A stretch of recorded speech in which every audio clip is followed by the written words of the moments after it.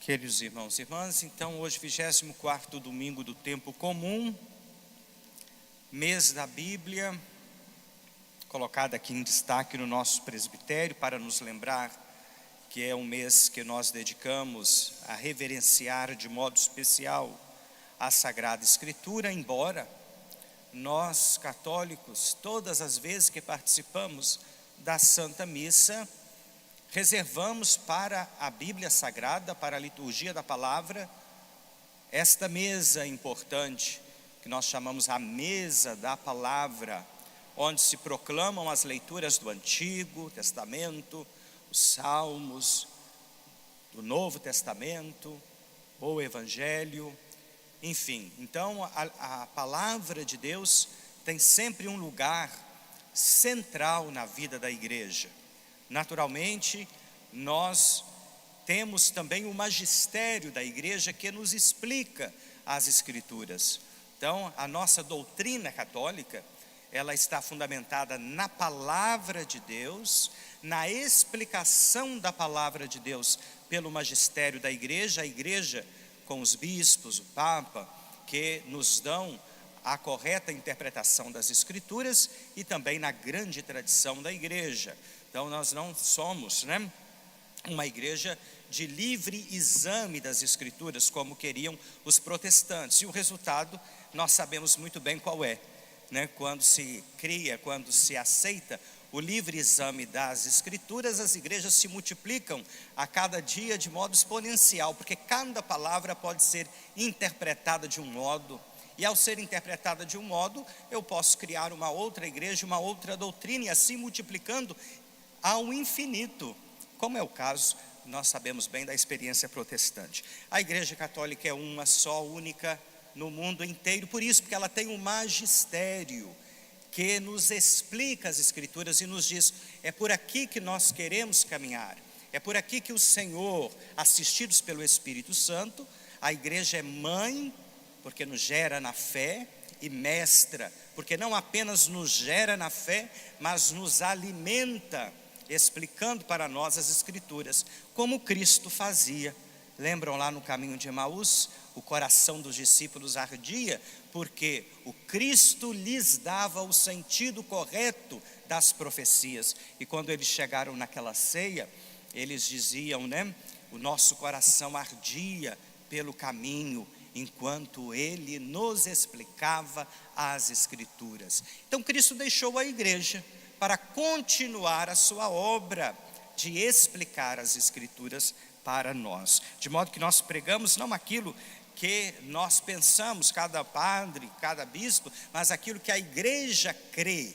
Estamos aqui para falar daquilo que a igreja acredita, e não das ideias do padre Marcos Antônio, que podem ser quaisquer ideias, mas aqui, eu estou aqui, como todos os padres devem estar aqui, para falar o que a igreja ensina, e não simplesmente as minhas intuições, porque senão eu anuncio a mim mesmo, as minhas ideias, as minhas vontades, mas não anuncio a palavra, não anuncio aquilo que a igreja toda crê, aquilo que faz a igreja ser católica, que faz a igreja ser católica, universal, que quer dizer verdadeira. Católico quer dizer isso, o que é geral, universal e verdadeiro. O que faz a igreja ser universal, católica e verdadeira é exatamente esta comunhão no mundo inteiro. Podemos ir em qualquer país do mundo e ali nós estaremos proclamando o mesmo evangelho e interpretando as Escrituras, explicando as Escrituras a partir do que a mãe e mestra que a igreja nos ensina. Enfim, então hoje nós temos aqui este evangelho um pouco impactante, porque num primeiro momento este rei, ele perdoa uma enorme fortuna, ele se mostra benévolo, ele se mostra alguém pronto a perdoar, embora este rei não deva ser identificado com Deus, porque ele pensa com pensamentos humanos assim: eu vou já para receber esta dívida, já que este empregado não pode me pagar, eu vou vendê-lo como escravo, junto com a sua mulher, junto com os seus filhos e tudo que ele possui, até ele me pagar tudo. Ora, Deus não pensa assim. O Evangelho, Jesus conta esta parábola, que foi recolhida muito posteriormente, né? São Mateus não estava lá escrevendo na medida em que o Cristo ia falando. Não, o Evangelho os Evangelhos, todos eles foram escritos décadas depois do anúncio de Cristo. Então, São Mateus recolhe ao seu modo, aquela parábola de Jesus. Mas enfim, nós temos que nos ater ao que é essencial no ensinamento do Evangelho de hoje. Este homem, este rei, pensa: eu vou vendê-los como escravos para obter então o pagamento da minha dívida. Mas ele é benévolo, num determinado momento ele perdoa aquele empregado que foi objeto do perdão, que foi agraciado com o perdão real. Ao invés de fazer a mesma coisa, vai até o seu outro companheiro e o sufoca, dizendo: paga o que me deves. E ele devia pouco, pelo que o Evangelho quer nos contar, ele devia pouco ao outro companheiro. Mas mesmo assim ele mandou colocá-lo na prisão, conforme o relato da parábola recolhida de hoje. E depois esse final meio constrangedor, porque o patrão indigna-se contra o empregado e o manda entregar aos torturadores. Nós sabemos o que fazem os torturadores, que coisa horrível, até que pagasse toda a sua dívida. E depois ainda mais essa palavra que vem no final, que é realmente constrangedora: é assim que meu Pai, que está nos céus, fará convosco. Ora, mas nós acabamos de cantar, irmãos e irmãs, nós acabamos de dizer no Salmo: o Senhor é bondoso, compassivo e carinhoso. Como poderá Ele nos entregar aos torturadores? Como poderá Ele vender-nos como escravos para saldar uma dívida? Ele que perdoou sempre. Quando Pedro chega e diz: Senhor, eu devo perdoar até 7 vezes? Jesus mesmo vai dizer: olha, eu não estou falando 7 vezes, Pedro, não te digo 7 vezes, mas 70 vezes 7. Aí os que forem fundamentalistas vão fazer a conta: 70 vezes 7, 7 vezes 7, 49, como é 70, então 490 vezes. Então eu vou começar a contar até 490 vezes, e chegando na vez 491, eu não perdoo mais. Não é isso que Jesus está dizendo. Não se trata de cálculos, não se trata de números. Isto quer dizer, esta palavra de Jesus quer dizer que nós devemos fazer aquilo que Ele sempre fez. E o que Ele sempre fez? Perdoar sempre, em todo e qualquer momento. Mesmo quando estava na cruz, cravado no mais alto da dor, qual foi uma das palavras de Cristo para com aqueles que não apenas o ofendiam, que não apenas escarneciam dele, que não apenas riam ou que o seguiam blasfemando, mas que tiravam-lhe a vida, que é o bem mais precioso que nós podemos ter, que nós temos? Qual foi a palavra de Cristo no mais alto da dor? Pai, perdoa-lhes, porque eles não sabem o que fazem. Então Jesus perdoou não 70 vezes 7, porque é apenas um símbolo este número. O 7 normalmente é o número da perfeição, então 70 vezes 7 é mais do que a perfeição, para dizer: perdoem ao infinito. Aquele que nos mandou perdoar sempre também não nos perdoará? Se Ele mesmo o fez. Então, irmãos e irmãs, o que nós somos convidados a fazer, o que nós somos convidados a meditar hoje, é que o Senhor é de fato bondoso, compassivo e carinhoso, e que Ele nos trata com muita ternura, mas Ele quer também, e talvez por isso, pode ser que essa palavra impacte um momento, porque talvez Jesus quer também impactar os seus ouvintes, para que eles acordem, para que eles se despertem para a necessidade do perdão. Porque, dirá Jesus em outra passagem do Evangelho: com a mesma medida com que medirdes os outros, vos medirão a vós. Nós andamos às vezes muito preocupados com o juízo de Deus, com aquilo que nós teremos que enfrentar o final da nossa vida, mas nós poderíamos andar muito tranquilos e serenos se nós perdoássemos verdadeiramente as ofensas que recebemos, porque aquele que perdoa será perdoado. É a promessa de Jesus, sua palavra não cai por terra. É o que nós rezamos no Pai Nosso, todas as vezes em que erguemos as mãos e dizemos: perdoai-nos as nossas ofensas, assim como nós perdoamos a quem nos tem ofendido. É aquilo que Jesus diz no Evangelho: com a mesma medida que medirdes, vos medirão a vós, perdoai e sereis perdoados. Então nós temos que ter confiança e colocar em prática, por uma questão de sabedoria e por uma questão de inteligência, o perdão.